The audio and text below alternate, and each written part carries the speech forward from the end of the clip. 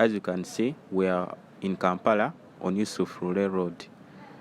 This video is about motorcycles.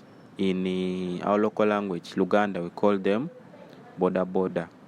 Boda bodas, they are the easiest means of transport in Uganda. It's cheaper even, like someone can afford a motorcycle more than a vehicle.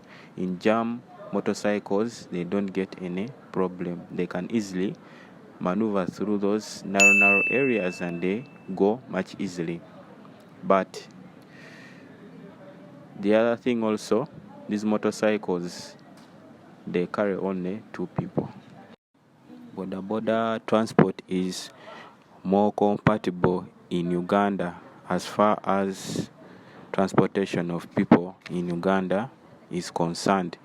It's even cheaper and even more flexible, though they are usually disturbed by the police.